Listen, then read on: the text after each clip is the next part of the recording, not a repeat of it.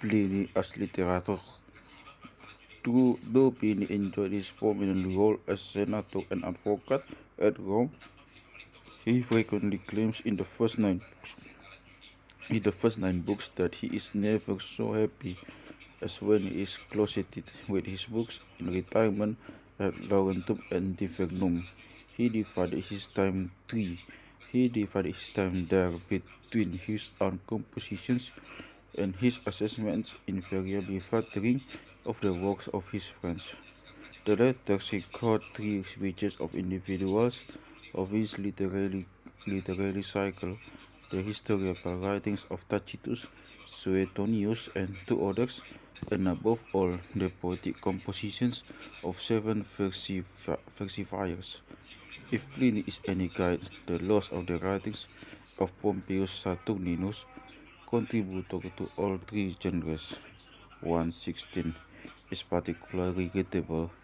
In sum, this group of literary men attests the figure of the intellectual life of Trajan's day. Pliny regarded himself preeminently as an orator, and most of his time in retirement is devoted to revision of his numerous speeches. No fewer than, no fewer than 15 letters discuss this, including 2, 3, 13, and 18, which refers to his panegyricus. He devotes long discussions to his theories of oratory, being especially concerned with the traditional controversy of the merits of atticism, the compressed and factual presentation of Asianism, the richer and more flowery mood. Like Cicero and Quintilian, his former teacher, Pliny claims to expose a mixture of styles employed according to the context. Atticism, he suggests, is more appropriate for discussion of practical issues in the course, whereas a more florid style is more suitable in speeches such as the Panegyricus Sotri 18 Sotri 18 ff. But in general, he inclines to the more ebullient style, and in long defense of it, 926. He equates it with greater richness of vocabulary and free use of figures of speech.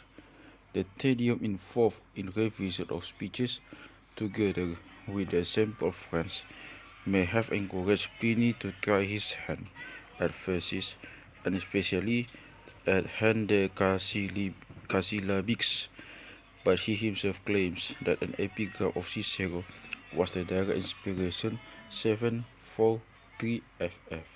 He sends the first batch of poems to his friend Paternus at Comum, explaining that he begins his leisure time with them when in my carriage or in the bath or during dinner. He forewarns his friend that some topics are rich and the language is coarse, but he emphasizes that, like Catullus, he does not wish his readers to assume that his verses are reflections of his lifestyle. 414. This proviso proved all too necessary for another friend. He reported that when the poems had been discussed in his cycle, the vulgarity had elicited criticism.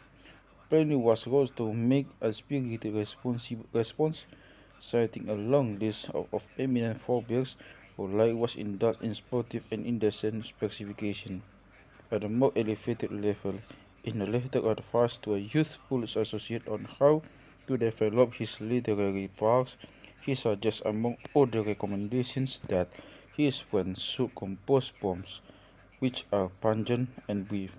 He underlies the message by breaking into elegiac couplets and points out that the finest orators train themselves in this way for such poems, especially hendecasyllabics, contain accounts of love, hatred, anger, mercy, and elegance, in short, a feature of life. 7, 9, 11, and 13, such as the orator of Evokes. Pliny doubtless preaches to himself here. Pliny claims that There is virtuality no longer of literature who does not regard me like was with affection. 135. 113.5. The letter indicates that he is on friendly terms with all the literary giants of the day, Juvenal accepted. He is especially profound of his close connection with Tacitus, to whom 11 of his letters are addressed. The sequence of them reflects the development of their friendship. After serving together as prosecutors in the trial of Marius Priscus 2:11-2, there are insufficiently affable terms for Pliny to ask Tacitus to recommend suitable candidates as teachers of rhetoric at Commum 4:13, and for Tacitus to request a detailed account of the eruption of Vesuvius 6:16 and 20. Thereafter, Pliny acknowledges his pleasure that their names are increasingly paired in literary context 7:20, and he is bold enough to send Tacitus details of his role in the extortion case of Baebius Massa in the hope that Tacitus will incorporate this in his histories 7:33. The climax to Pliny's enthusiasm at the joint celebrity is reached when he recalls that Tacitus at the dinner party describes himself to a new acquaintance as a writer and is asked, "Are you Tacitus or Pliny?" Whereas Pliny's relations with Tacitus were as devoted pupil to Master 8:7. His connection with another notable historian, Suetonius, was of Solitius, patron of Potae. In the year 97, he dispels his friend's fears that an unpropitious dream may cause him a bad day in the courts, and he proposes to cover for him in his role as advocate 1:18. At 1:24, he is having him to buy a property at an economical price. A little later, he reveals that he has obtained for his young friend a post as military tribune and was graciously arranging to have the post transferred to a relative 3:8. But by 5:10, Suetonius' talents are becoming known. Perhaps after recitations of his De Viris Illustribus, his lives for the Caesars were published later under Hadrian. Pliny castigates his slowness in publication.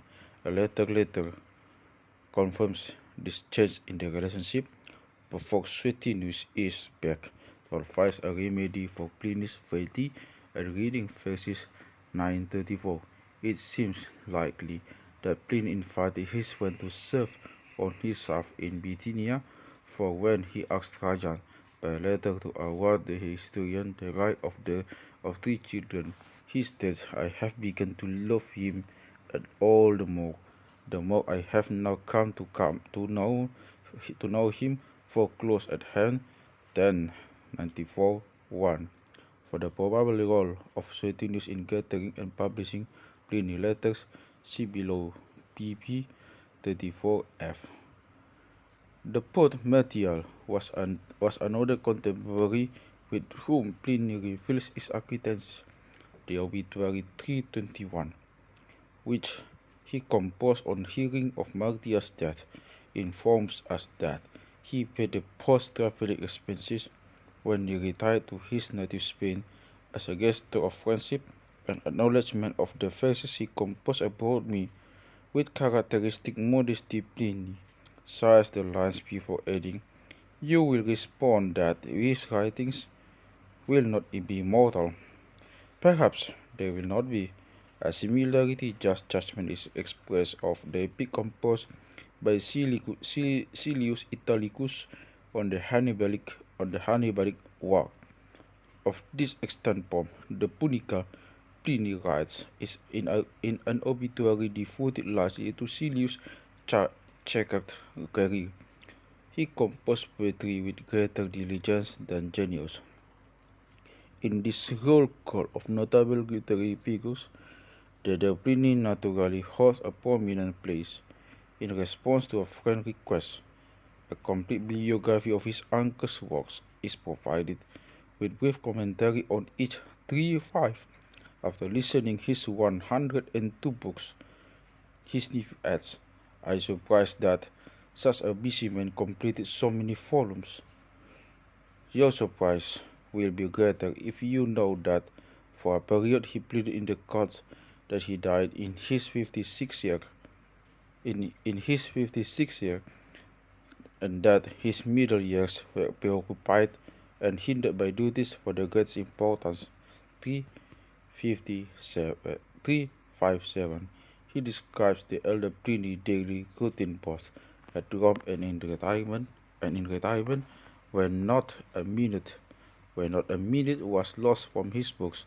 Only the time for the bath deflected him from his books. When I say the bath, I mean when he was in the water, for when he was being scraped and towelled, he was either listening or